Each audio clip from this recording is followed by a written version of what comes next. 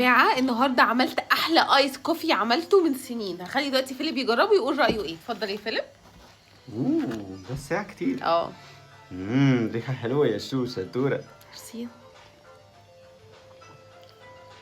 واو، طعم حلو يا شو. حلو بجد، طعم عجبك؟ حلو، يعني في السكر اه بس حلو بجد.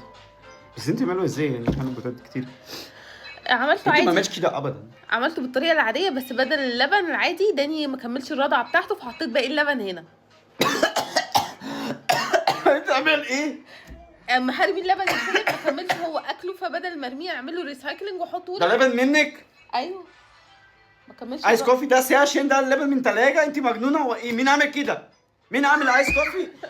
لبن من للاطفال؟